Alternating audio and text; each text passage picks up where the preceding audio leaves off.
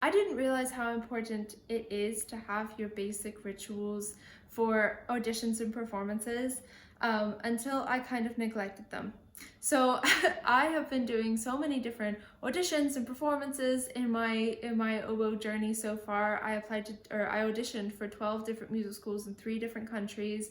That had, multiple rounds to the auditions, so that wasn't just 12 auditions, that was many more. I have done many different performances, and through these performances and auditions, through the good ones and the bad ones, I have kind of come up with rituals that I say to myself, and like things that I say to myself to help me feel grounded. And I was doing these things and doing these things, and then a few months ago, I got really, really nervous for my midterm technical exam at my conservatoire. And without realizing it, I kind of just stopped doing the basics of like preparing for an audition or preparing for an exam in terms of like the things that I say to myself, giving myself space, letting myself rest. I just practiced and practiced and practiced. And then when I got to the exam, I didn't feel grounded at all. I felt tired because I have been practicing so much for it, and it kind of fell apart and I failed it. So and after that exam, I was like, hang on, I didn't realize just how important these things that I say to myself are. And so I have a resit. I'm really excited about it. I have a resit in a few weeks. I'm really looking forward to it, and I'm really looking forward to grounding myself and really feeling ready for it in my being rather than just in my oboe playing. And I also have a final recital coming up, so I'm going to be using these things that I say to myself as well. And I think that this is really important to share with you as well, because these things that I say to myself are really grounding, they're really helpful, and I want to share them with you. So let's dive right in. The first thing that I say to myself is, it's a bit of a mindset shift. So every world-class musician was nervous for their audition, performance, exam, etc. You are no different. And I like to think about this. So let's do a little practice thing together. We're going to do a little exercise. Think about your favorite musician in the whole wide world. They could be a classical musician, they could be maybe a different genre of musician. Think about that musician. Now think about the fact that they were nervous for their first ever performance. They were nervous for their second performance. They were probably nervous for their most recent performance. They were nervous for their auditions, right? And you are no different. And for me, that really helps me because it not only makes me feel grounded, but it also helps me to realize that I could go that far. Do you know what I mean? Like, the fact that I am nervous for this audition does not negate the possibility of me going far in like music, right? And it really helps me. So just like thinking about your favorite musician, and then think about their younger selves. Like, imagine them your age and nervous for whatever you're about to do in music. And that really helps me because I'm like, oh yeah, they're human too. And they got that far, even though they were nervous, which means that I can do that as well. And it really helps me feel grounded. So whoever your favorite musician is in the whole wide world, they could be a classical musician like Albrecht Meyer, Hilary Hahn, Angela Gheorghiu.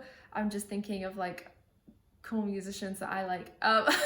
And then they could also be like maybe pop musicians, Taylor Swift, right? Taylor Swift was probably nervous for her first ever performance that she ever did. Maybe the second one, the third one, the fourth one, the 60th one, So it's really, really helpful to think about that. Your favorite musician was nervous for whatever you're about to do. The next thing is kind of a similar idea, and this is a newer thing, but nerves don't take away from what you can do. Everything that in the history of the earth that was like important, there was nerves involved. Okay, if you think of like, I don't know, the famous speeches of the world that people have given, the TED Talks of the world, the like, I don't know, like the going to the moon, people were nervous for that. Does that negate the absolutely amazingness of it? Did it stop it? Did those nerves stop these things? No, they didn't, because the people involved, like the nerves did not negate the people involved's like abilities to do these things. And that's the same with you. So your nerves, whatever you're feeling, doesn't actually take away from the fact that you know you can do this. You know, you've practiced it. Maybe you've done mock auditions or mock performances. Maybe you've just like played, you know, for your family. Maybe you've played for stuffed toys, whoever you've played for. And you know that you can do this. And yes, you're nervous, but nerves just show that you care. They don't take away from your ability.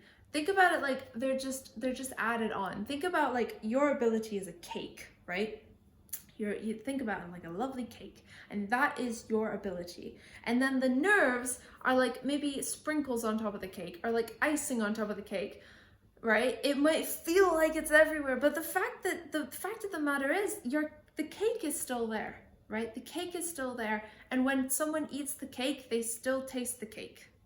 You know what I mean? So when you perform, you still give what you can give, and maybe you are nervous, but that shows that you care. And I think nerves can often, and I mean, I'm saying this, all of this, and it is much easier said than done, and I do struggle with nerves all the time. But the fact is, like, nerves mean that you care. Nerves can also be turned into excitement. It's the same kind of feeling. So if you think of it as excitement, that can also help. But that does not negate the fact that you have this beautiful thing to offer, you know?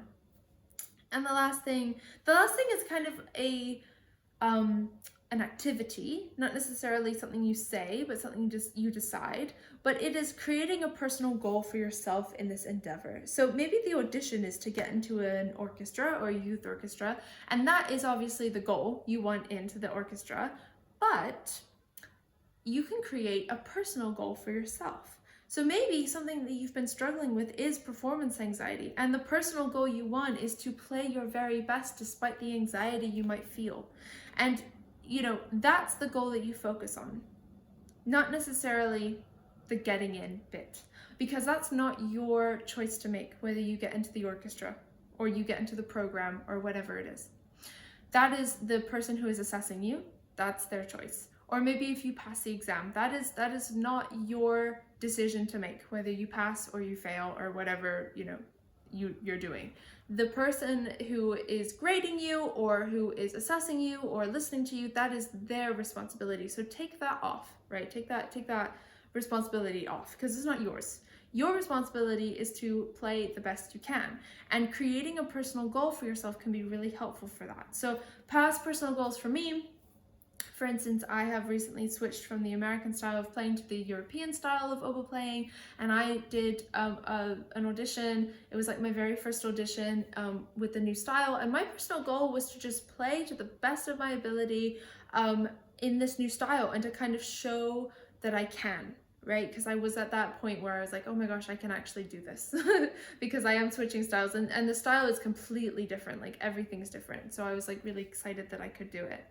And then, you know, the next audition, maybe I was focusing a bit more on my tone, because, you know, the embouchure is different, the breathing's different, so my tone had changed. So focusing on really getting a lovely tone.